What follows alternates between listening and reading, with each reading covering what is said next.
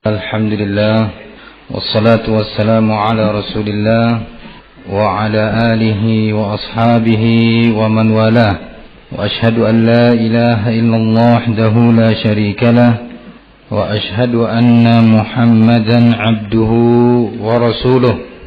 Pada kajian yang lalu kita telah mengkaji sedikit tentang biografi daripada penulis kitab ini, yaitu kitab Kasyfus Syubuhat, di mana kita telah sebutkan nama beliau lengkapnya dan juga tempat dan tanggal lahirnya, kemudian permulaan dakwah di masa itu, dan kondisi daripada umat di sekitar negeri beliau.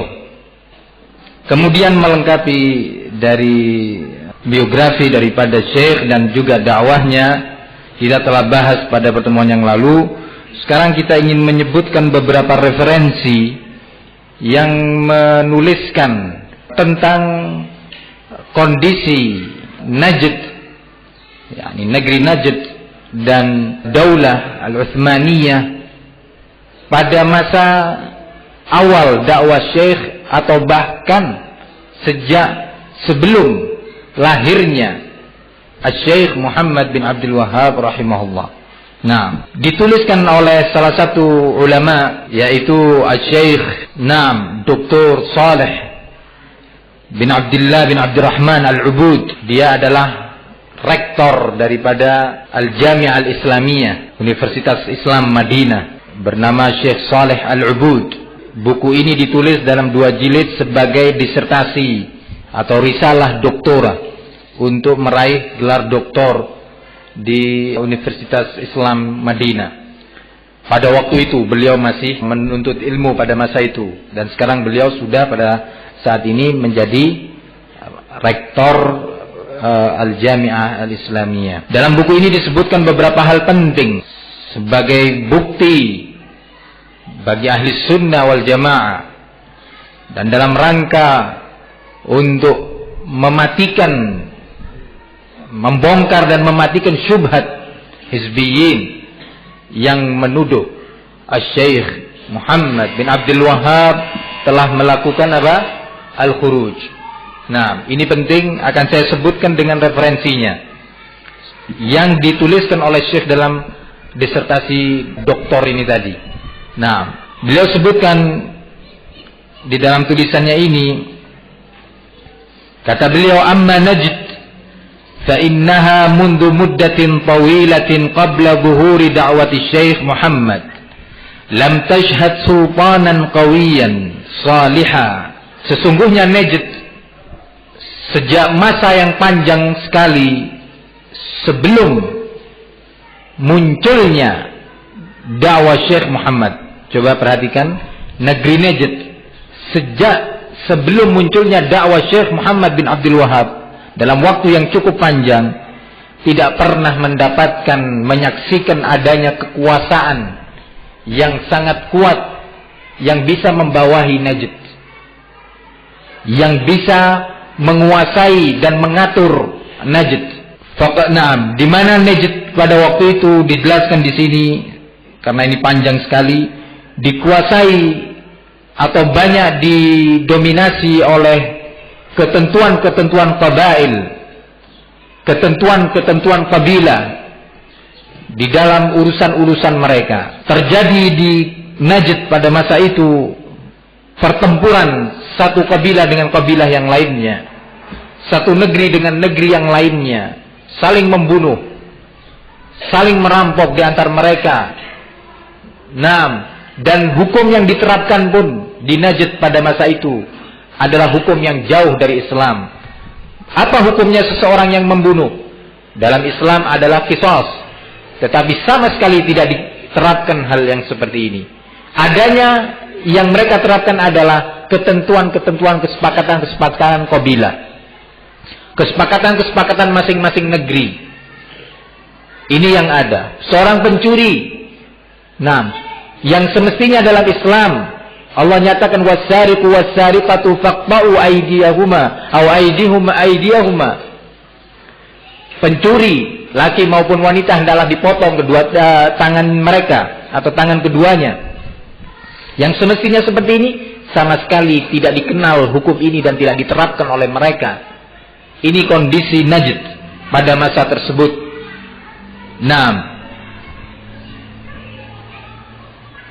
Kemudian disebutkan di dalam tulisan ini juga bahwasanya Daulah Utsmaniyah pada masa itu, kalau ada yang mengatakan bahwa Najd bagian daripada kekuasaan pemerintahan Daulah Utsmaniyah, bagian daripada wilayah Khilafah Utsmaniyah, maka dibuktikan dalam disertasi ini lengkap dengan referensinya bahwasanya Najd tidak termasuk. Beliau nyatakan di sini, walam tashhad Najd 'ala al-umumi nufuzan lid-daulati al-Utsmaniyah, fama imtadda ilaiha sultanuha wala ata ilaiha wulatun Utsmaniyun. Sesungguhnya Najd pada masa itu pula, bahkan sejak sebelum, perhatikan, sebelum munculnya dakwah Syekh Muhammad, bahkan kita akan tahu dari penyebutan tahun, bahkan sebelum Syekh Muhammad bin Abdul Wahhab dilahirkan. Fa barakallahu fikum, kita akan tahu tentang kondisi Najd. Jangankan dakwah Syekh, dilahirkan saja Syekh belum, kondisi Najd sudah seperti itu. Pertempuran antar mereka, tidak mengenal hukum Allah, darah dengan mudah ditumpahkan. Dan Daulah Utsmaniyah pun sejak masa itu pun tidak sama sekali menyentuh, jangankan berkuasa, menyentuh Najd pun tidak. Terbukti Syekh menyatakan bahwa Najd sama sekali tidak pernah menyaksikan atau mendapatkan adanya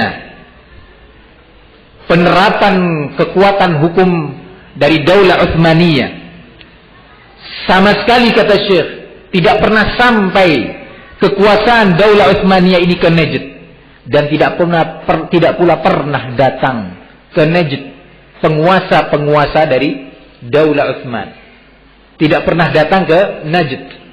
Karena memang kondisi Najd seperti itu. Sehingga tidak ada satupun dari pimpinan-pimpinan Daulah Utsmaniyah yang datang. Jangankan kekuasaannya yang sampai, dari mereka pun datang tidak. Kemudian disebutkan pula di sini, wa mimma yadullu ala hadhil haqiqah, dan di antara yang menunjukkan tentang kenyataan dan realita yang seperti ini secara perhitungan sejarah, istiqra'u taqsimatid daulah al-Utsmaniyah al-idariyah, adalah adanya penelitian pembagian wilayah kekuasaan Daulah Utsmaniyah secara resmi, bagian daripada referensi penting dari Khilafah Utsmaniyah. Famin khilali risalat Turkiyah unwanuha, maka disebutkan di dalam tulisan sebuah buku yang ditulis dari Turkiya, yakni pusat daripada kekuasaan Daulah Utsmaniyah, sebuah buku yang berjudul Qawanin Al-Utsman Darru Madhamin Daftar Diwan. Buku ini menyebutkan tentang ketentuan-ketentuan, batasan-batasan Daulah Utsmaniyah yang telah ditentukan secara resmi dari istilahnya departemen kementerian daripada Daulah Utsmaniyah. Ikhwani fi din azzakumullah, disebutkan di sana apa yang tertulis dalam buku ini. Yang mana buku tersebut, qala Syekh allafaha Yamin Ali Asnadi. Buku tersebut ditulis oleh seorang yang bernama Yamin Ali Asnadi. Siapa Yamin Ali Asnadi ini? Bukan sembarang orang ternyata yang menulis ini. Qala kana aminan lid-daftar al-Khatimi sanad 18 wa alf, di mana orang ini tadi sebagai pejabat resmi di bidang arsip-arsip, pengumpulan arsip dan penulisan tentang Daulah Utsmaniyah. Ini siapa? Yamin Ali Afnadi. Pada tahun 1018 Hijriah. Ana ulangi, tahun berapa? 1800 Hijriah. Sementara Syekh Muhammad bin Abdul Wahab wulida, dilahirkan pada tahun 1115. Sehingga kurang lebih berapa tahun ya ikhwan? 1115 dikurangin 1118, 97 tahun. Gila. 1115 dikurangin 1018. Nah, berapa? 97. Alhamdulillah belum lupa matematika. Nah, 97 tahun sebelum apa? Lahirnya Syekh, apalagi dakwahnya. Ya. Apalagi dakwah Syekh. Nah, hampir 1 abad telah tertera ini semua. Ditulis oleh orang tersebut tentang kondisi daripada Daulah Utsmaniyah yang kemudian dinukil, ya, dinukil tulisan tersebut di dalam sebuah kitab yang berjudul Al-Biladul Arabiyyah wad-Daulatul Utsmaniyah. Judul buku yang menukil arsip tersebut adalah Negeri-negeri Arab dan Daulah Utsmaniyah. Sekarang kita sedang membahas secara ilmiah.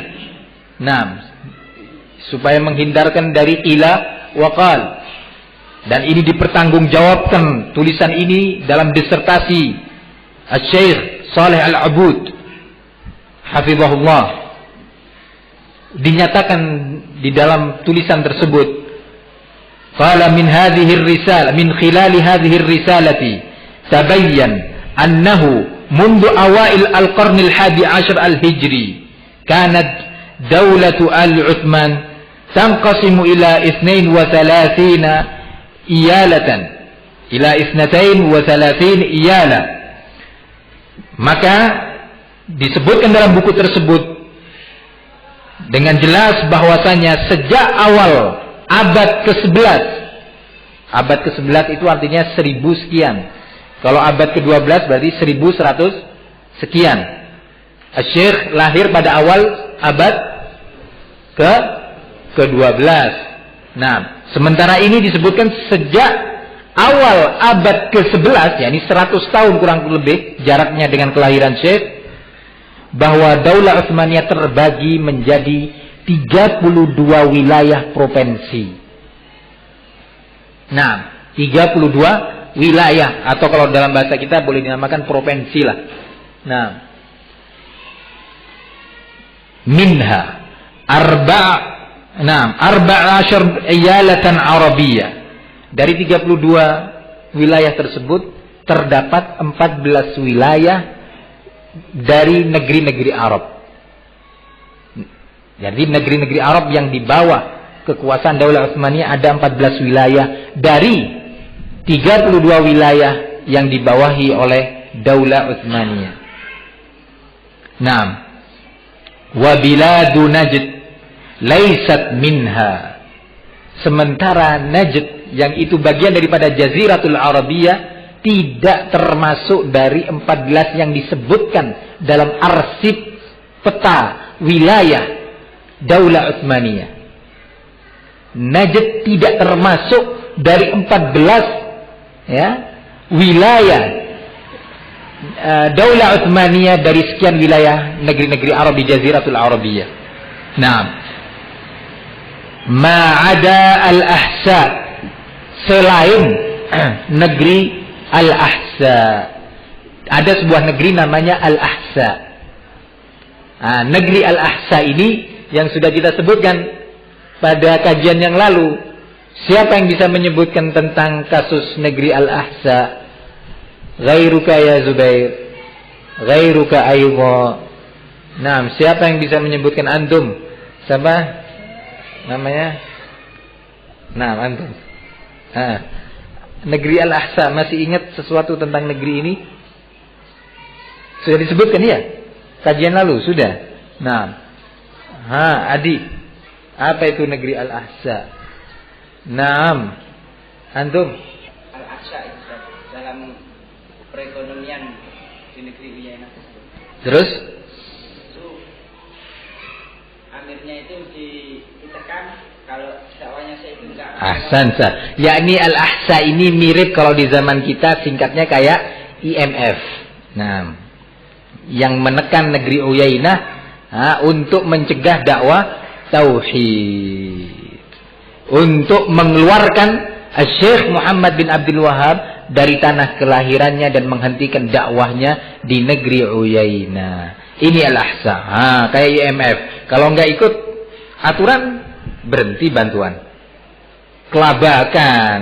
Nah, jangan-jangan nanti rakyat mengadakan gerakan reformasi. Bahaya ini kalau begini. Oleh karena itu Amir Uyainah, yaitu Utsman bin Nusar bin Ma'mar ini sempat goyang dan meminta kepada Syekh Muhammad, ya sudahlah Syekh, minta tolong keluar dulu Syekh. Nah, kita nggak mampu menghadapi tekanan-tekanan IMF ini, Al-Ahsa ini, nggak mampu kita. Nah, sudahlah ya Syekh. Kata Syekh, ya akhi isbir, Allah yang akan memberikan rezeki. Wa may yatawakkal 'ala Allah fa huwa hasbuh. Dinasihatin oleh Syekh, tetapi rupanya ancaman dari negeri Ahsa terlalu kuat. Nah, terlalu kuat. Akhirnya Syekh Muhammad mengalah. Tidak kemudian Syekh naik mimbar menyatakan, "Wallah Amir, Amir penakut, Amir pengecut." Nggak kemudian naik mimbar bisanya hanya jualan jamu kayak mbok jamu. Enggak. Ya. Bukan seperti itu. Syekh Muhammad bin Abdul Wahab seorang dai yang berjalan dengan hikmah, yang berdakwah dengan basirah. Khalas, Amir sudah nggak mampu. Tidak kemudian dinyatakan, wallahi para hadirin, ini adalah pimpinan yang berkhianat, mau menjual kepentingan-kepentingan Islam dan muslimin. Enggak. Syekh sabar, baik, saya keluar. Keluar dari kampungnya loh ini. Bukan dikeluarkan dari tempat dia berdakwah di negeri lain, dari kampungnya. Dia dilahirkan di sana, banyak saudaranya, misanan, ami-aminya. Masih ada. Keluar Syekh. Nah, dengan membawa apa? Bawa kipas. Kepanasan. Syekh keluar mau kemana? Nah, ini Syekh Muhammad bin Abdul Wahab. Bukan orang yang ngikutin emosi di dalam berdakwah. Nah, barakallahu fikum. Padahal sudah mulai dirintis dakwah. Sudah mulai dirintis. Penerapan syariat Islam pun mulai berjalan. Kubah. Siapa yang dihancurkan kemarin? Ya Irja. Zaid ibn al-Khattab. Dihancurkan. Amir sudah mau menerima nasihat. Nah, kemudian seorang wanita pun dirajam pada waktu itu. Syariat Islam dijalankan. Nah, tetapi musuh-musuh Allah tidak terima. Tidak terima dengan adanya tauhid dan penerapan syariat Islam ini tadi. Syekh pun keluar ketika mendapatkan tekanan dari IMF di masa itu. Nah, barakallahu fikum. Inilah negeri Ahsa yang disebutkan dalam tulisan ini, kecuali negeri Ahsa, di mana negeri Ahsa pada waktu itu memang di bawah kekuasaan siapa? Daulah Utsmaniyah. Kemudian ditambah oleh penulis memberi keterangan tentang masalah ini. Qala in i'tabarnahu min Najd. Kalau seandainya kita terima, kita nyatakan bahwa Al-Ahsa itu bagian daripada Najd. Rupanya di sana ada beberapa perbedaan penentuan apakah Al-Ahsa bagian dari wilayah Najd ataukah tidak. Kalau seandainya dinyatakan itu sebagai negeri bagian dari Najd, maka yang di bawah kekuasaan Utsmaniyah hanya Al-Ahsa. Sebagian daripada ahli sejarah menyebutkan bahwa Al-Ahsa bukan bagian daripada negeri Najd pada masa tersebut. Nah, Fabarakallahu fikum. Ala kulli hal, disebutkan dalam tarikh ini tadi, dalam sejarah ini, dan dalam sebuah kitab yang luar biasa bagusnya, judulnya Khata' Tarikhi fi Da'wati Syekh Muhammad bin Abdul Wahhab. Kesalahan sejarah yang ditulis tentang dakwah Syekh Muhammad bin Abdul Wahhab. Disebutkan di sana secara ilmiah sekian kesalahan-kesalahan dan kedustaan terhadap dakwah Syekh Muhammad bin Abdul Wahhab. Alhamdulillah, ternyata para ulama sudah berbondong-bondong, beramai-ramai membantah syubhatnya ahlul bid'ah yang tidak suka kepada dakwah tauhid, yang tidak bisa menerima hatinya terhadap dakwah makna la ilaha illallah. Nah, fabarakallahu fikum. Ini adalah salah satu bukti yang tertulis. Nah,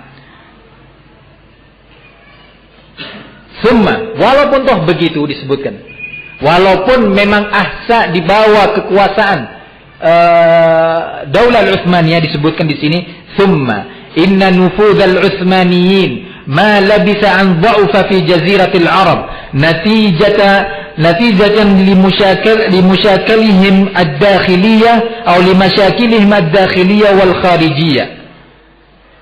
فاضطروا في نهاية الأمر إلى ترك اليمن بسبب ثورة أئمة صنعاء ضدهم واضطروا إلى مغادرة الأحساء أيضا أمام ثورة زعيم بني خالد براق بن غرير وأتباعه سنة 1080. Nah, disebutkan di sini bahwa ternyata toh pada masa itu pula yang Ahsa ini dinyatakan di bawah kekuasaan daripada Daulah Utsmaniyah. Ternyata Daulah Utsmaniyah pada masa tersebut ya, tidak memiliki kekuatan apa-apa. Ya, walaupun secara nama ada Daulah Utsmaniyah, tetapi mereka seperti daulah yang lumpuh. Disebabkan apa? Beberapa sebab, diantaranya cekcok di dalam kekuasaan Daulah Utsmaniyah, saling berebut kekuasaan. Ya, ini yang kata mereka Daulah Islamiyah, ya, yang dielu-elukan bahwa Daulah Utsmaniyah adalah Daulah Islamiyah. Nah, cekcok antar mereka, ribut, ini membunuh yang ini mengadakan ightial, pembunuhan senyap kepada amir yang ini, mati, yang ini ganti lagi. Walhasil ribut antar mereka di dalam negeri. Plus dengan luar negeri tidak memiliki daya apapun menghadapi Inggris, Prancis, Eropa pada waktu itu, nggak punya kekuatan sudah. Sampai-sampai disebutkan pula pada sejarah ini bahwa mereka terpaksa harus menerima perjanjian damai dengan pihak kufar ketika sudah mereka tidak mampu lagi melawan kekuatan kafir. Sehingga di situ ditekan Daulah Utsmaniyah untuk menuruti kemauan orang-orang kafir di negeri Eropa pada masa tersebut. Semakin lemah Daulah Utsmaniyah, lumpuh, tidak memiliki kekuatan. Nah, plus ini juga ternyata pada tahun tersebut sebelum Syekh Muhammad lahir di Sana'a, di negeri Yaman, negerinya Syiah Zaidiyah, yang mana juga di bawah kekuasaan Daulah Utsmaniyah. Nah, jadi Daulah Utsmaniyah ini macam-macam. Di sana Sufi, yang di sini Rafidhah, yang di sini Zaidiyah, yang di sini macam-macam Mu'tazilah. Ini yang katanya Salman Al-Auda, Daulah Islamiyah. Kita menangis dengan runtuhnya Daulah Utsmaniyah yang tidak dapat didapatin lagi di muka bumi ini. Sebuah negara Islam, subhanallah. Ya akhi, ente dilahirkan, minum susu di negara yang Islam, tauhid, berdakwah kepada la ilaha illallah. Ente dibesarkan di negeri yang diterapkan syariat Islam. Bukan kita menyatakan bahwa daulah Saudiyah seperti daulahnya Umar bin Khattab, la. Wala seperti daulahnya Umar bin Abdul Aziz, la. Ada kekurangan. Tetapi siapa yang mau dibandingkan sekarang dengan daulah ini? Sholat berjamaah, masjid, toko-toko ditutup. Nggak ditutup, bisa didenda, bisa dilarang buka toko. Nah, pencuri dipotong, penzina dicambuk atau dirajam, yang membunuh dibunuh. Nah, alhamdulillah, diatur. Apa nggak ada kekurangan? Ya ada, namanya kekurangan. Ada kekurangan. Coba itu jamaah al-hajj. Yang orang dari Pakistan, dari Indonesia, dari Afrika, dari India yang tidak mengerti tentang dini datang ke kuburan Nabi, menangis-nangis, "Ya Rasulullah, selamatkan kami dari an-nar.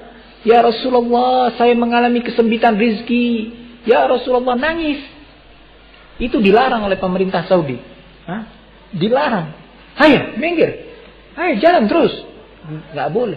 Menunjukkan ada usaha untuk mengingkari kemungkaran, mengingkari syirik, mengingkari bid'ah. Nah, sampai diejek Daulah Saudia, apa itu Masjidil Haram, isinya cuma satpam tok, subhanallah. Padahal mereka membantu. Kalau ada ikhtilaf diusahakan untuk dipisah, ya, diusahakan untuk dipisah. Nah, tapi orang yang sakit hati, ada suatu peristiwa atau dua peristiwa yang memang secara syariat nggak benar terjadi di sana, itu disebarkan. Wah, di Saudi terjadi gini, terjadi pemerkosaan, pencurian, polisinya gini. Padahal kejadian 1-2, namanya manusia, disebarkan. Lupa negerinya sendiri, lupa katanya Daulah Utsmaniyah, Daulah Islamiyah, yang dimana di istana kerajaan Daulah Utsmaniyah penuh dengan khamr, penuh dengan maasi. Ya. Ini yang dielu-elukan. Ikhwani fid din, azzakumullah. Nah, sampai-sampai karena nggak tahannya orang-orang Syiah, bencinya dan sakit hatinya ketika daulah mereka diruntuhkan pada masa itu dengan dakwah tauhid, mereka melakukan tindakan teror, ya, terorisme di Ka'bah, di Masjidil Haram, rumah Allah, kiblatnya kaum muslimin. Pengeboman di musim haji, penembakan di Masjidil Haram, orang-orang Syiah dari Iran. Nah, sakit hati terhadap dakwah tauhid. Nah, fa ikhwani fid din azzakumullah, inilah kondisi Salman Al-Audah membanggakan itu, Daulah Utsmaniyah. Ya akhi ittaqillah, ente hidup di negeri yang mulia, alhamdulillah, di atas tauhid, banyak ulama. Muhammad Surur, Naif Zainal Abidin sempat hidup di Mamlakatul Arabiyyah Saudiyah Biladut Tauhid, dikafirkan negeri tauhid, lari ke London, tinggal di London sana, minta pelindungan, apa namanya itu, bahasa Arabnya lujuk siasi, apa namanya itu, suaka politik.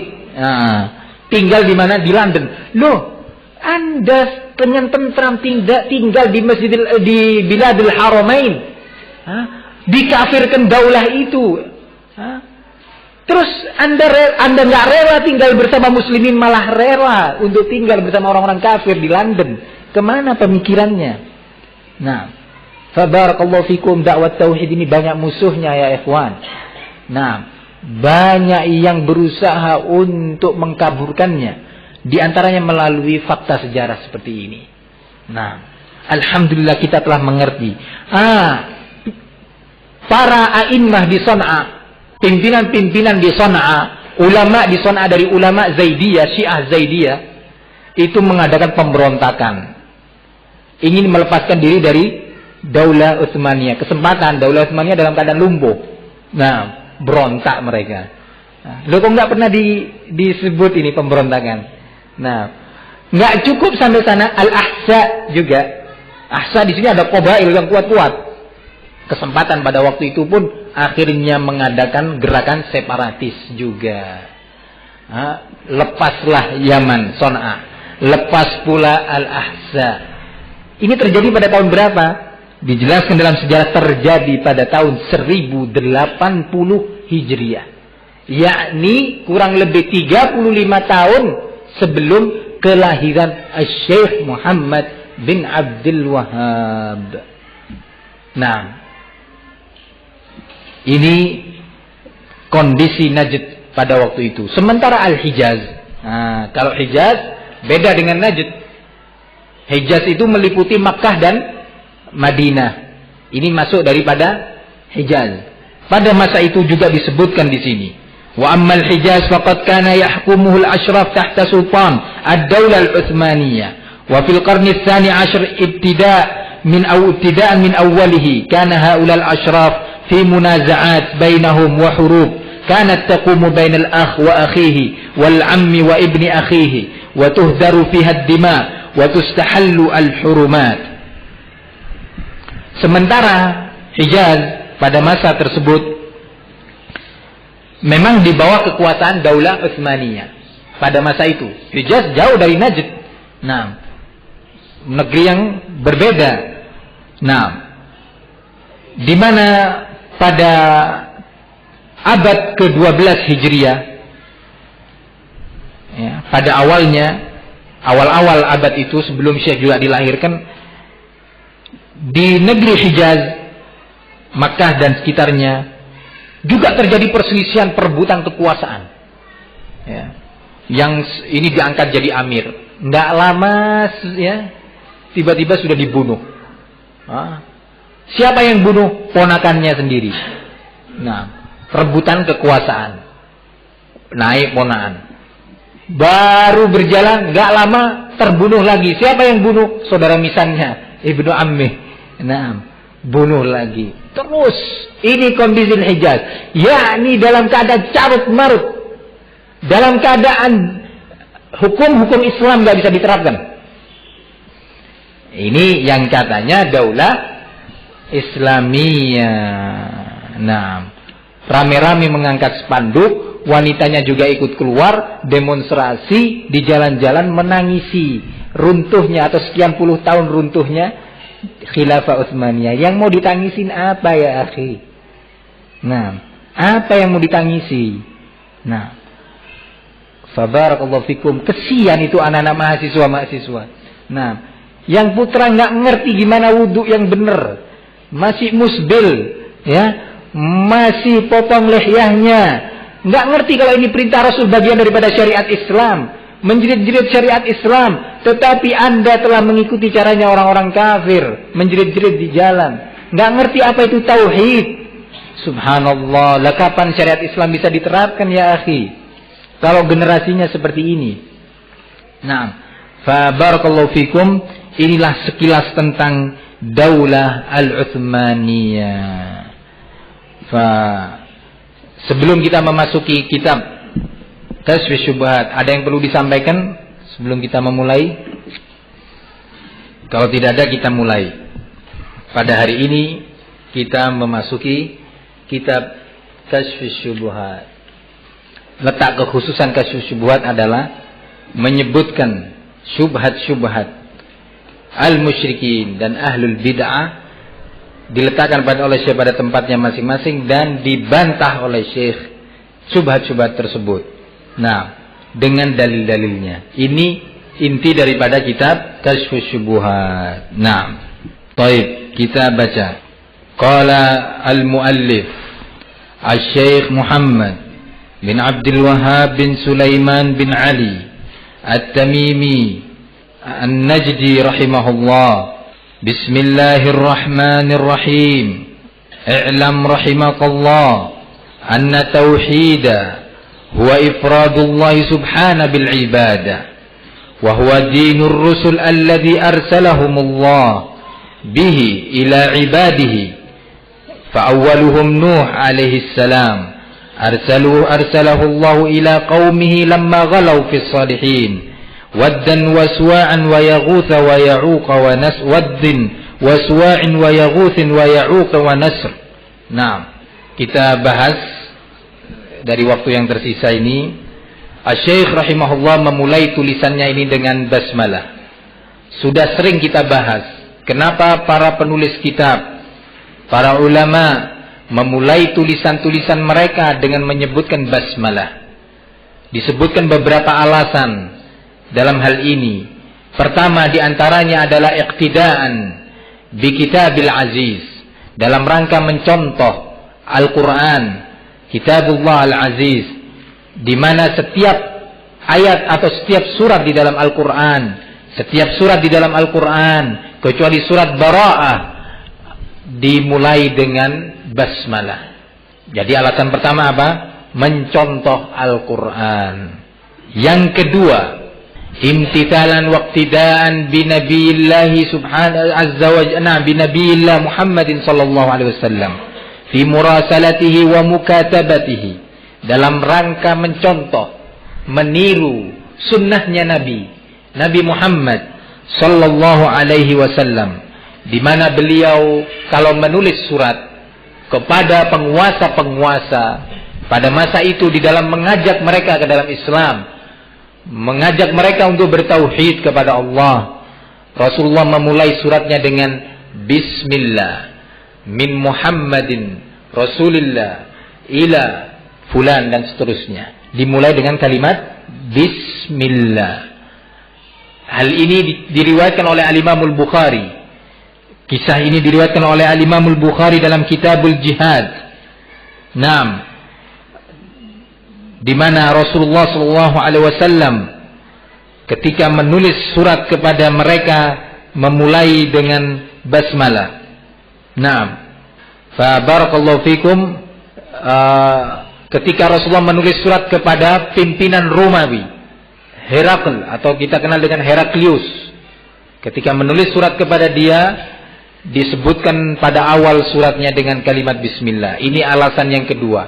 Alasan yang ketiga adalah dalam rangka untuk beristi'anah, meminta tolong kepada Allah Subhanahu wa taala dengan menyebut namanya, dengan menyebut nama Allah bismillah. Karena ba pada kalimat bismillah ya ini dinamakan oleh para ulama atau dinyatakan fungsinya lil isti'anah, dalam rangka beristi'anah, meminta pertolongan kepada Allah dalam perbuatan yang akan dia kerjakan. Dalam hal ini adalah dalam tulisan yang akan dia tulis, seolah-olah dia menyatakan, ya Allah tolonglah saya di dalam menulis tulisan ini. Dan dalam rangka mendapatkan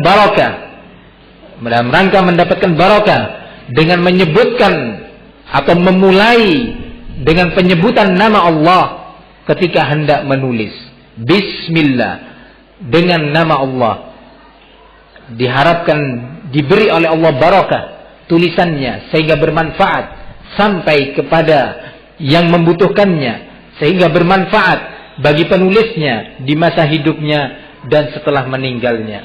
Nah, ini alasan yang ketiga.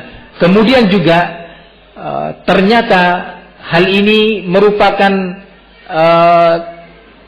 sunnah atau kebiasaan beberapa nabi-nabi Allah.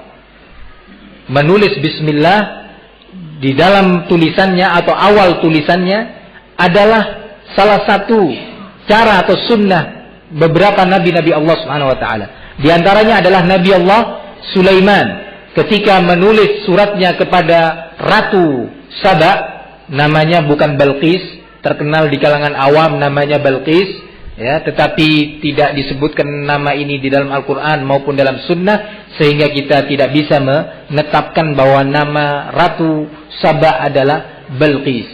Nah, tetapi disebutkan di dalam kisah-kisah Israiliyat. Dalam kisah-kisah Israiliyat kemudian tersebar di kalangan awam bahwa namanya adalah Balqis.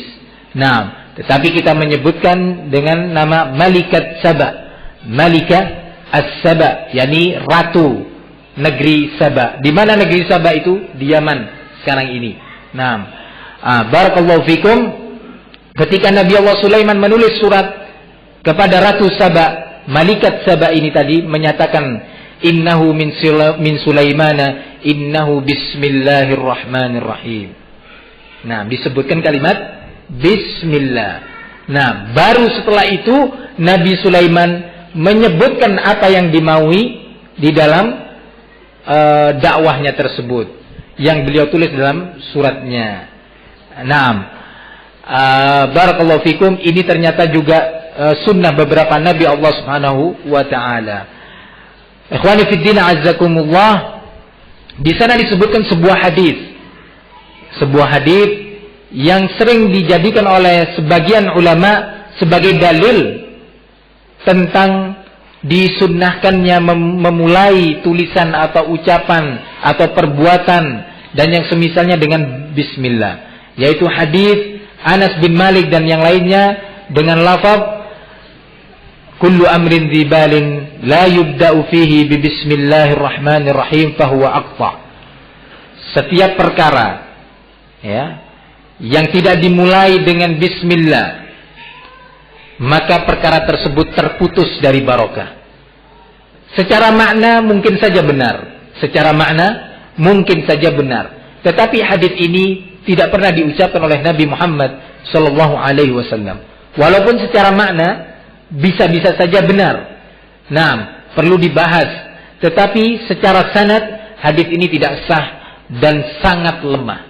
Hadis ini sangat lemah sebagaimana disebutkan oleh Syekh Al-Albani rahimahullah di dalam kitabnya Al-Irwa jilid yang pertama pada hadis yang pertama. Nah, disebutkan dalam kitab tersebut dengan sanad yang sangat lemah. Nah, atas dasar itu tidak boleh kita menjadikannya sebagai dasar, apalagi kita menyatakannya bahwa ini adalah perkataan Rasulullah Shallallahu Alaihi Wasallam. Jangan sampai kita menyatakan bahwa itu adalah pernyataan Rasul, supaya kita tidak terkena ancaman man qala anni ma lam aqul falyatabawwa maq'adahu minan nar. Barang siapa yang berkata sesuatu atas namaku yang mana aku tidak pernah mengucapkannya, maka hendaknya dia menyiapkan tempat duduknya dari an-nar. Nah, dari an-nar. Fa barakallahu fikum. Kita mengetahui kenapa dan apa alasan para pengarang kitab, para ulama memulai kitab-kitab mereka dengan bismillah, dengan sekian alasan yang tadi telah kita sebutkan dan insyaallah bisa difahami.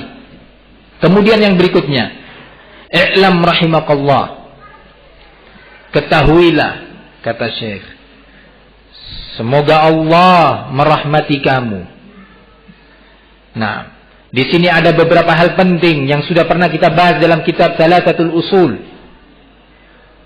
Pertama, Syekh memulai hiwarnya, memulai ucapannya dengan kalimat i'lam, yang maknanya adalah ketahuilah. Nah, Syekh ingin dengan kalimat ini agar para pembaca, para pendengar memperhatikan apa yang akan disampaikan. Bahwa ini adalah ilmu yang harus pendengarnya, penuntutnya menseriuskan pendengarannya dan perhatiannya tentang apa yang akan disampaikan. I'lam, ketahuilah. Nah, dan ini merupakan salah satu cara penyampaian.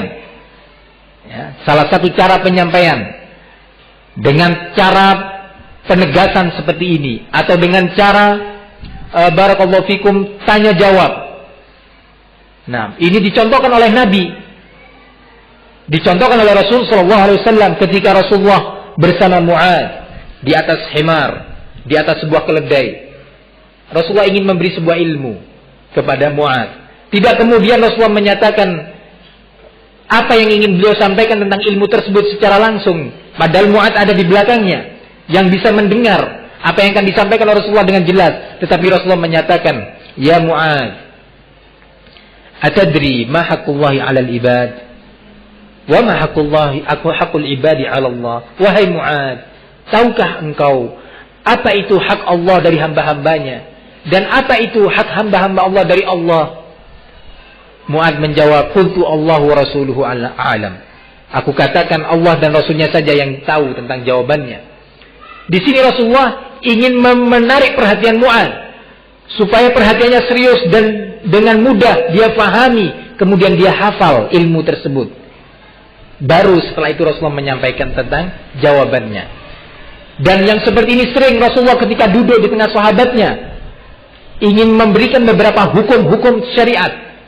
Rasulullah tidak langsung menyampaikan rincian hukum-hukum tersebut, tetapi Rasulullah masih menyatakan, ala unabbiukum bi akbaril kabair, ala unabbiukum bi akbaril kabair. Maukah kalian aku kabarkan tentang dosa-dosa besar yang besar? Ketika itu sahabat langsung memperhatikan, yang tadi mungkin sempat ingat, oh di rumah ini ada nggak masakannya ya? Nah, jangan-jangan anak-anak belum minum susu. Nah, ingat yang seperti ini mungkin kan, seseorang diingatannya, aduh ini utangnya si fulan belum ana bayar. Nah, diingatkan oleh Rasulullah agar semua perhatiannya menyatu. Ala unabbiukum bi akbaril kabair. Maukah kalian aku kabarkan tentang dosa-dosa besar yang sangat besar? Setelah itu Setelah semua memperhatikan, baru Rasulullah menyebutkan satu persatu, merincinya. Dirinci oleh Rasulullah SAW. Ini salah satu bentuk dari sekian bentuk penyampaian. Atadruna manil muflis? Tahukah kalian, kata Rasulullah, siapa yang orang itu dinyatakan dia sebagai orang yang merugi? Sahabat menyatakan, al-muflis fina kada wa kada ya Rasulullah. Kalau orang yang merugi di antara kita itu adalah yang seperti ini dan seperti ini ya Rasulullah. Kemudian baru dijawab oleh Nabi rinciannya. Ya. Ini adalah tata cara mengajar. Sehingga penting untuk kita pun meniru tata cara yang seperti ini. Ketika sudah ada yang ngantuk, gini, ya fulan, apa tadi syaratnya ini? Apa itu rukunnya la ilaha illallah? Kan dia langsung, iya. Yang lainnya tadi yang mulai mau gini jadi bangun juga. Nah, yang tadinya sempat mikir, anak punya janji dagangan sama si fulan, kembali lagi pikirannya ke sini. Nah, ini penting sehingga tidak menutun. Ini adalah tata cara dakwah yang dicontohkan oleh Rasulullah sallallahu alaihi wasallam. Syekh memakai cara ini, i'lam rahimakallah. Kemudian yang kedua, kalimat rahimakallah dimulai oleh Syekh pembicaraannya sebelum beliau sampaikan ilmu yang akan beliau berikan ini tadi dengan doa. Rahimakallah. Semoga Allah merahmati engkau. Nah, kalimat rahmah ini tadi kalau disebutkan sendiri, ya, tanpa diiringi dengan kalimat maghfirah, maka maknanya adalah semoga Allah mengampuni dosa-dosamu yang telah lalu, dan sekaligus Allah melindungi dan menjaga kamu dari perbuatan dosa yang akan datang. Itu kalau rahimakallah sendiri. Tetapi kalau disebutkan i'lam rahimakallah wa ghafarallahu laka, misalkan, ketahuilah, disebutkan rahmat dan disebutkan maghfirah, maka maknanya sendiri-sendiri. Rahmah itu maksudnya semoga Allah menjaga dari perbuatan dosa untuk masa yang akan datang. Maghfirah adalah semoga Allah mengampuni dosa-dosa kamu yang telah kamu lakukan pada masa yang lalu. Nah, jadi yang lalu dan yang akan datang. Barakallahu fikum. Dan ini, cara yang seperti ini menunjukkan kasih sayang Asy-Syaikh, rahmat beliau kepada para pendengar, kepada muridnya, kepada para mad'u, diucapkan dengan kalimat rahimakallah. Dan yang semisalnya dari doa-doa, Allah yubarik fikum, naam, Allah yuslihukum, dan yang semisalnya dari doa-doa yang mengandung makna kasih sayang beliau terhadap pendengar dan harapan beliau agar sang pendengar ini mendapatkan rahmat dan hidayah serta ilmu ini bermanfaat baginya. Dan ini pun uslub di dalam dakwah, di dalam penyampaian kepada para mad'u. Ketika kita menasihatin, Allah yubarik fik, ya akhi isma', Allah yubarik fik, asa Allah yarhamani wa iyyaka, mudah-mudahan Allah memberi rahmat kepadaku dan ente. Nah, ini tata cara yang dicontohkan dan disukai oleh para ulama rahimahumullah. Nah, sampai di sini ada yang perlu disampaikan sebelum dilanjutkan? Kalau enggak kita lanjutkan. Qala anna at-tauhid huwa ifradullah subhanahu bil ibadah. Ketahuilah bahwasanya tauhid itu, yang dimaksud dengan tauhid itu, kata Syekh, adalah ifradullah subhanahu bil ibadah, pengkhususan Allah subhanahu wa ta'ala sendirinya dalam perkara ibadah. Ini artinya tauhid. Nah, sehingga perlu diketahui dan dihafal apa yang dimaksud dengan kalimat tauhid. Yang mana jenis tauhid inilah yang kemudian Syekh menyatakan pada berikutnya, wa huwa dinur rusul alladzi arsalahumullah bihi ila ibadihi. Dan tauhid yang seperti inilah yang maknanya itu adalah ifradullah subhanahu bil ibadah, pengkhususan Allah subhanahu wa ta'ala dalam perkara ibadah. Itu adalah agamanya para rasul, dinnya para rasul yang Allah kirim kepada hamba-hambanya. Ini penting, definisi ini penting. Kenapa? supaya nggak dikira bahwa yang dimaksud dengan tauhid itu adalah seperti yang difahami oleh sebagian umat ini, bahwasanya pengertiannya adalah Allah sebagai pencipta alam semesta satu-satunya. Bahwasanya pengertian dari tauhid itu adalah Allah pemilik dan pengatur alam semesta sendirinya. Bukan ini yang dimaui dengan kalimat tauhid, sebagaimana nanti akan kita pelajari satu persatu. Nah, bukan yang dimaksud dengan tauhid adalah penafsiran sebagian orang yang menyatakan bahwa tidak ada hakim kecuali Allah, tidak ada hukum kecuali hanya milik Allah.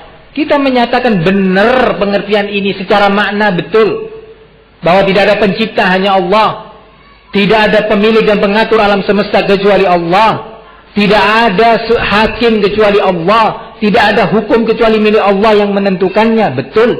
Tetapi ketika Anda menjadikan ini sebagai makna tauhid, yang dengannya Allah mengutus para rasul, yang dengannya Allah perintahkan untuk berjihad, yang dengannya harus berpisah seorang anak dengan ayahnya, yang dengannya darah seseorang menjadi halal. Nah, barakallahu fikum, bukan ini yang dimaui. Nanti kita akan bahas satu persatu tentang makna-makna ini dan sisi pandang syariah tentang apa yang mereka maknakan tentang kepada tauhid atau makna la ilaha illallah. Sehingga Syekh ingin menekankan, ketahui bahwasanya tauhid yang maknanya itu adalah ifradullah bil ibadah. Nah, ifradullah bil ibadah, pengkhususan Allah dalam perkara ibadah, itulah tauhid. Kemudian Syekh menyatakan wa huwa dinur rusul, yang mana tauhid ini adalah agama setiap rasul yang Allah mengutus mereka kepada kaumnya. Ini akan kita bahas insyaallah lebih lengkap lagi pada kajian yang berikutnya biiznillah. Wabillahi taufiq wal hidayah. Subhanakallahumma wa bihamdika wa asyhadu an la ilaha illa anta wa astaghfiruka wa atubu ilaik.